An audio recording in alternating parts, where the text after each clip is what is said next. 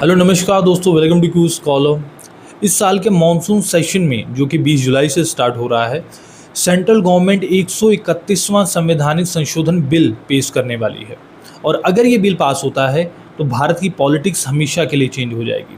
तो इस वीडियो में हम डिटेल में बात करेंगे कि 131वां संवैधानिक संशोधन बिल है क्या, क्यों अपोजिशन पार्टी इसका विरोध कर रही है, इंदिरा गांधी जी के टाइम से इसका लिंक क्या है और प्रॉपर क्रोनोलॉजी क्या है। तो इस वीडियो के एंड तक आपको जो भी 131वें संवैधानिक संशोधन बिल से रिलेटेड जानना चाहिए वो आपको पता होगा। चाहे आप यूपीएससी की तैयारी कर रहे हो या पीसीएस की, आप प्रॉपरली इस टॉपिक से रिलेटेड जो भी क्वेश्चन आएंगे उसको आप टैकल कर पाएंगे। तो चलिए शुरू करते हैं। सबसे पहले हमें ये देखना होगा कि भारत में जो एमपी और एमएलए की सीट्स हैं वो पॉपुलेशन के अकॉर्डिंग डिसाइड की जाती हैं। जिस स्टेट की पॉपुलेशन अधिक है वहाँ से अधिक संख्या में एमपीज़ चुने जाएंगे। जिस स्टेट की पॉपुलेशन कम है वहाँ पे एमपीज़ की संख्या भी कम होगी। तो ये जो फॉर्मूला है पॉपुलेशन से एमपीज़ के सीट्स को लिंक करने का, जो हमारे कॉन्स्टिट्यूशन में है, ये कहीं ना कहीं एक डिबेट का टॉपिक भी रहा है। और उसके पीछे का कारण ये है कि जो नॉर्थ इंडिया के स्टेट्स हैं वहाँ पे पॉपुलेशन ज़्यादा है, और ज़्यादा पॉपुलेशन का मतलब है कि इन स्टेट्स से एमपीज़ ज़्यादा चुने जाएंगे। और यूपी को, मान लीजिए यूपी जो सबसे ज़्यादा पॉपुलेटेड स्टेट है भारत का, अगर यूपी से ज़्यादा एमपीज़ चुन के संसद में बैठ रहे हैं तो कहीं ना कहीं यूपी के मुद्दों का हमें डोमिनेंस देखने को मिल सकता है।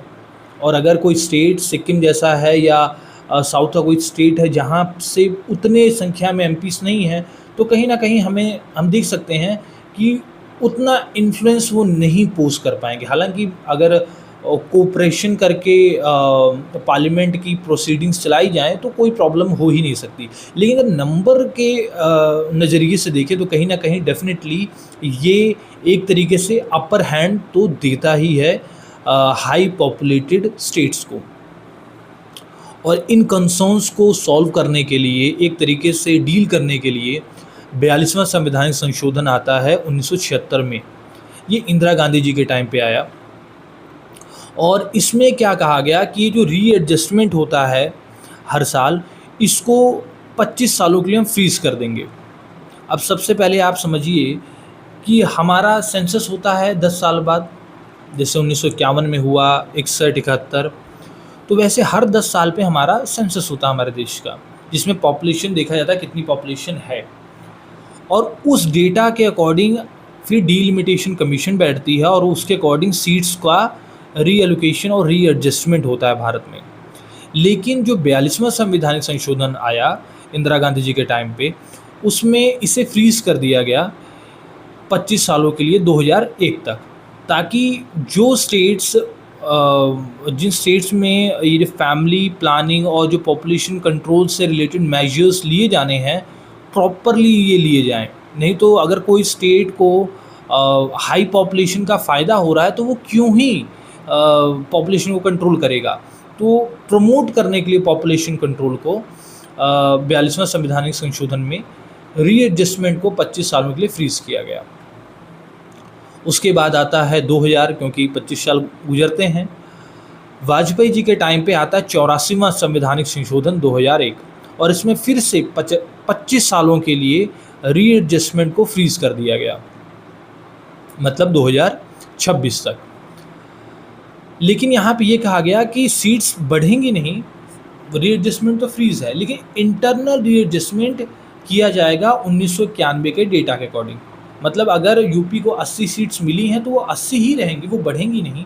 लेकिन जो डेटा है, पॉपुलेशन का डेटा हमें 1991 का हमारे पास है, उसके अकॉर्डिंग हम रीएडजस्टमेंट करेंगे, ताकि क्योंकि हर स्टेट से, हर ज़िले से लोग एक ज़िले से दूसरे ज़िले जाते हैं, और ये इंश्योर करना कि सभी कॉन्स्टिट्यूएंसीज में इक्वल पॉपुलेशन हो, इसके लिए इंटरनल रीएडजस्टमेंट किया जाएगा।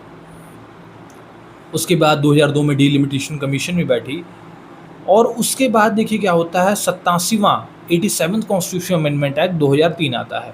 और वहाँ पे सिंपली एक चीज़ ये कही जाती है कि ये जो रीएडजस्टमेंट होगा वो 2001 के सेंसस के अकॉर्डिंग किया जाएगा, क्योंकि लेटेस्ट डेटा हमारे पास आ गया था।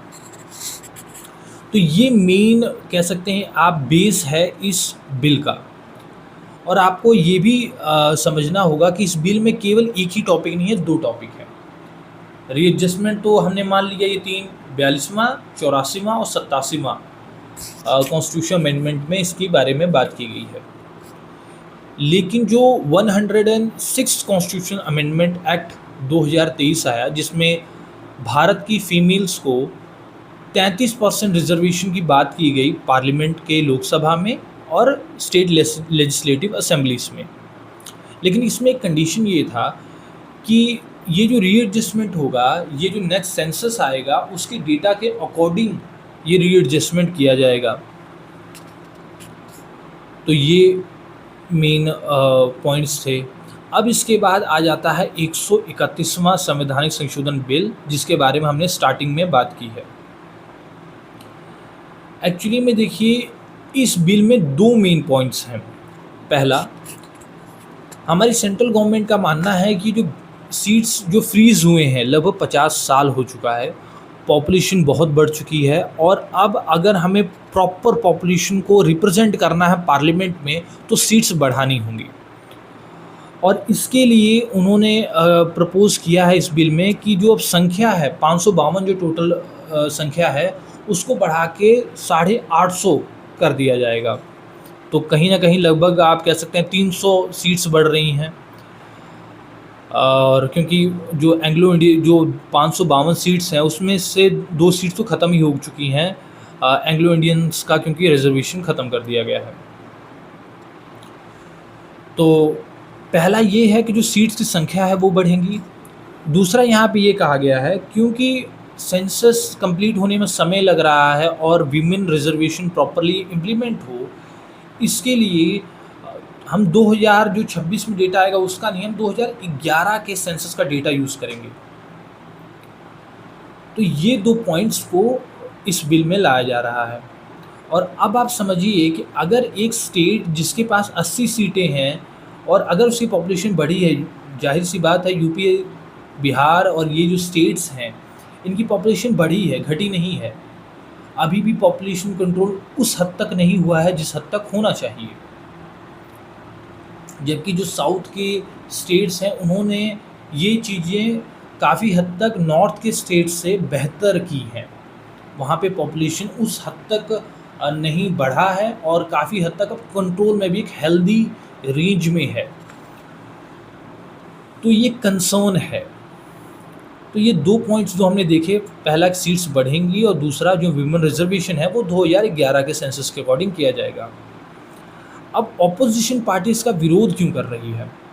पहला विरोध करने का कारण यही है कि ये जो सीट्स बढ़ रही हैं इसका डायरेक्ट बेनिफिट नॉर्थ इंडिया के स्टेट्स को होगा और साउथ इंडिया के स्टेट्स जिन्होंने मेहनत की है पॉपुलेशन को कंट्रोल करने के लिए, जो मेजर्स उठाने में, उनको पनिशमेंट मिलेगी।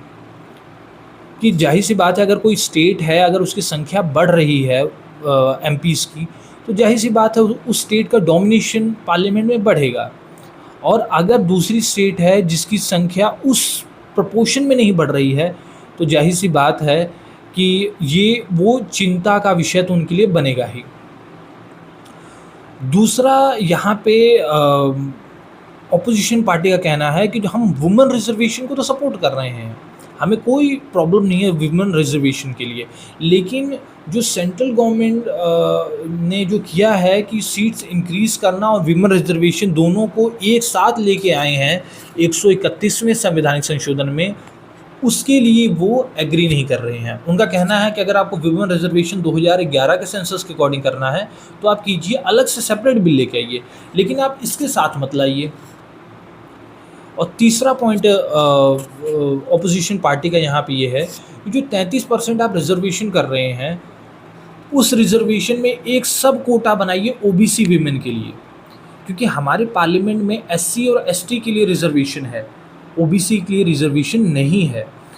तो ऑपोजिशन लीडर्स का कहना है कि ऐसा ना हो कि जो ओबीसी फीमेल हैं वो कहीं पीछे रह जाएं, इसके लिए इसी में ही 33% में एक सब कोटा बना दिया जाए कि 5% 7% फीमेल्स ओबीसी कैटेगरी से होनी चाहिए, माइनॉरिटी जो कम्युनिटी है उस कैटेगरी से होनी चाहिए।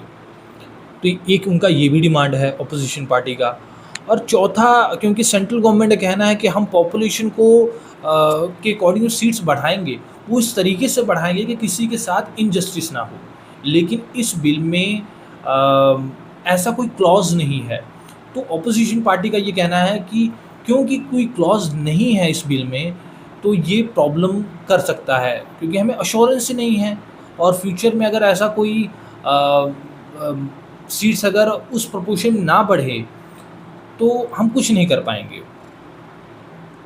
तो ये कारण है कि ये ऑपोजिशन पार्टी इसका विरोध कर रही हैं। हालांकि ये जो बिल है इस साल अप्रैल में भी लाया गया था और वहाँ पे ये बिल फेल कर गया लोकसभा में, क्योंकि आप कॉन्स्टिट्यूशन में अमेंडमेंट कर रहे हैं। तो अगर आपने लक्ष्मीकांत पढ़ी हुई है तो हमें स्पेशल मेजॉरिटी चाहिए, जहाँ पे 2/3 मेजॉरिटी चाहिए, प्लस वो एब्सोल्यूट मेजॉरिटी को भी सेटिस्फाई करे। तो हालांकि एनडीए गवर्नमेंट के पास मेजॉरिटी थी, लेकिन वो स्पेशल मेजॉरिटी 2/3 का जो मार्क है उसको नहीं क्रॉस कर पाई थी। इसके लिए ये बिल फेल हो गया। हालांकि अब जो बिल इस मॉनसून सेशन में लाने की बात की जा रही है, उसमें ये कहा जा रहा है कि एक अलग तरीके से हम फॉर्मूला लाएंगे जिसके कारण इनजस्टिस ना हो साउथ के स्टेट्स के प्रति।